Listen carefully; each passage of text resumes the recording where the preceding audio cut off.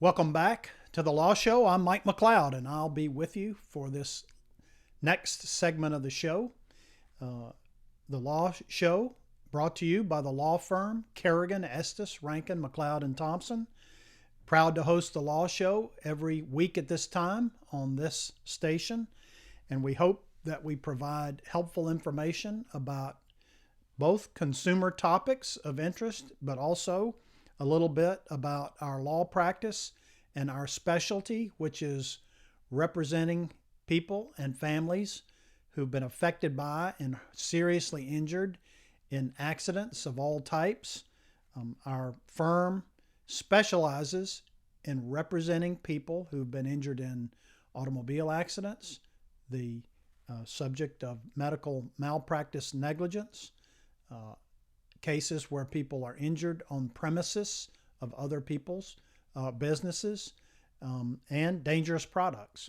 And we've limited what we do, all the other helpful and good things that lawyers do, helping people with estate planning, business decisions, business organization, estate planning, divorces, criminal defense work. We just decided decades ago that we were going to specialize just in the personal injury business. And I will say, long before you could ride through town and see billboards from 8 different law firms, our firm, well before that time today, specialized and limited what we do only to representing people who've been injured in accidents. We've done it for a long time, and we are board certified specialists in that area, and we've lived and worked in this area for a long time, and we're very proud of the thousands of clients that we've helped over almost 40 years. So for the last segment of the show, we're going to go to the mailbag because our setup here allows us to get questions from you and answer them by text and also by email. And so we've got some of those that I'm going to run through here at the end of the show. And I will say again that the best way to communicate your comment about the show today, or a question about something that you see on the show today, or just a question about accidental injury cases, is to text us at our main number, which is 850, and then it's all fours, 4444444. That's our main telephone number, answered 24/7. But you can also text us at that number. We'll receive it. We'll answer your question if it relates to something of interest. And also, you can comment through my email address, which is on the screen now, mike.mcleod@kerrigan.com. Happy to have you send us a question or comment either through text or through email. Okay, let's run through some of these questions that I think could benefit more than just the caller or texter. First, do I have to give a recorded statement to the insurance company in a car wreck case? So I think the answer to that is it depends. So if this is your own insurance company who is requesting that you give a recorded statement, I think that in most automobile insurance policies, you agree to assist the insurance company in gathering information about any accident where they are presented with a claim. And so if you are involved in an accident, and even if you're the injured party, I think you have an obligation under most insurance companies to give a recorded statement to your own insurance company because of that agreement that you made when you took out your contract of insurance.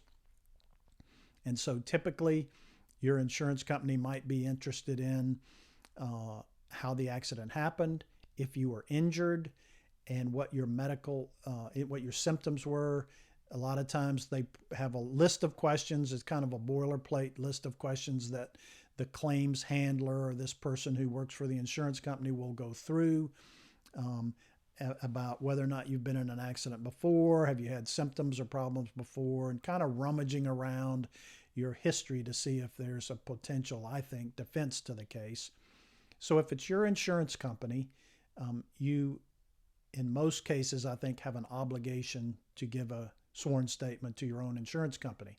Now, if it's the other person's insurance company, let's say that you're tootling on to work and somebody pulls out in front of you, there's a bad accident, you're injured, and the other person who caused the accident is insured by an insurance company, and that company calls you and says, hey, Mike, we want you to give a recorded statement about the accident and your injuries.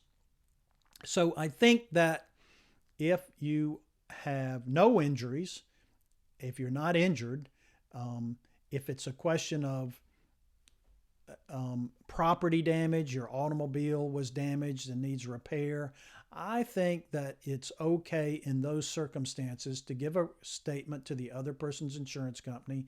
And that is particularly true if it's a simple accident, like a rear end collision. There's no doubt the other guy rear-ended you, or there's no doubt the other person ran a red light. If it's just clear cut and the issue is over property damage, I think that it's okay and maybe even helpful to give that statement.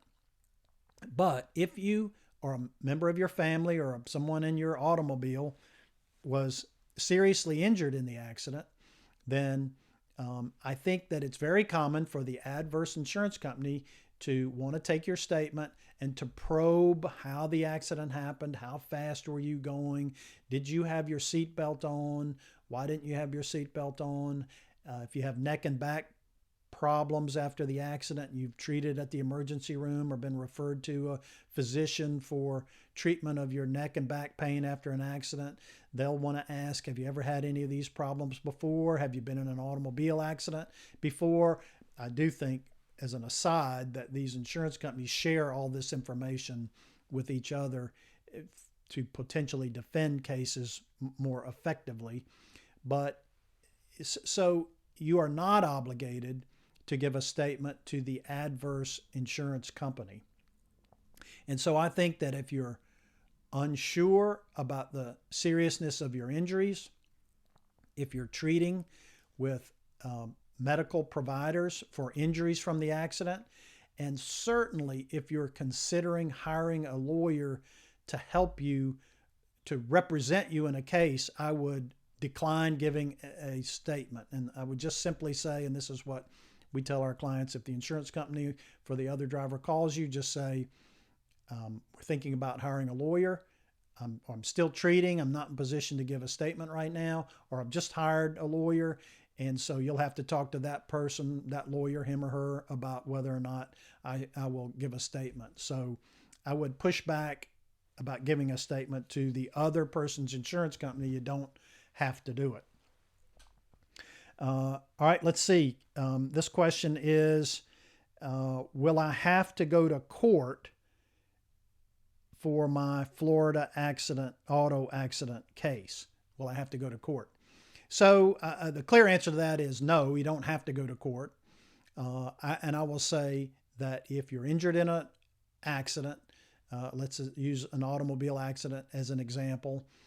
Really, a lot of those cases, the great majority of those cases are settled without going to court. And by going to court, I take it to mean filing a lawsuit, having your deposition taken, and ultimately having a trial about the facts and circumstances of the accident and your injuries from the accident.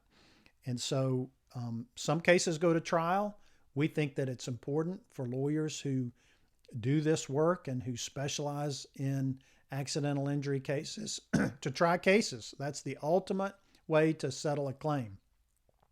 And certainly insurance companies who know who your lawyer is know the lawyers that will try a case and lawyers who will never try a case.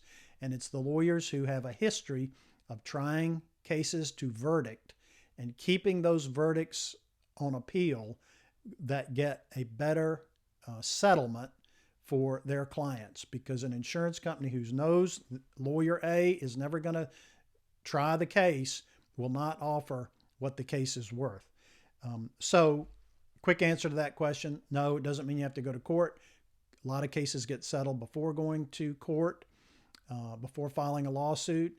And then even after filing a lawsuit, a lot of cases get settled before a trial. We've talked a lot about mediation. Mediation is very popular in Northwest Florida. It's very popular with the judges in Northwest Florida. And the reason is because mediation gets a lot of cases settled. It helps judges get their case docket resolved in a way. And then a lot of times it's just better for the parties. When you try a case, very typically somebody's unhappy, somebody's happy. In mediation, the two parties mutually agree with the help of a mediator to a mutually agreed upon settlement. And sometimes that's kind of the fairer result. Not always, but you don't settle your case at mediation unless you agree to it. All right, let's see here. What are subrogation rights? I assume it does. Subrogation has a role in personal injury cases, and I assume that's what is meant by this general question, what are subrogation rights? And the way it is involved in our cases is this. If we have a client who comes to see us who's injured through the fault of another person or business, then we will assert a claim and a case against the party and their insurance company, or the business and their insurance company that caused our client's accident.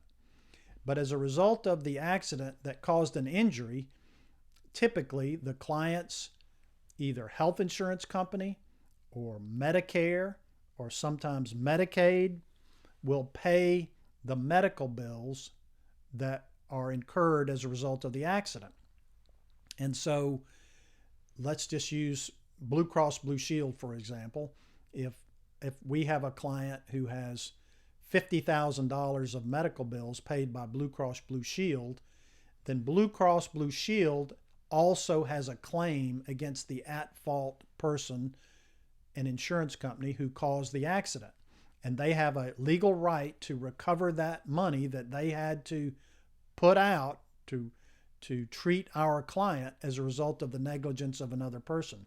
And so when we settle a case, Blue Cross has a right to recover the money that they've paid on our client's medical bills out of the recovery. It's something that we agree to when we take out health insurance. It's sometimes a surprise to clients, so we like to give them a heads up before we get involved in the case. But it's also a factor that goes into, well, how much is a case worth when it's settled? We want to know, well, what is the client going to have to pay back to their health insurance carrier? Sometimes doctors will have remaining bills and there are arrangements made for the doctor to keep treating people, but they'll be paid at the end of a case sometimes. So those subrogation rights are important when it comes to the bottom line.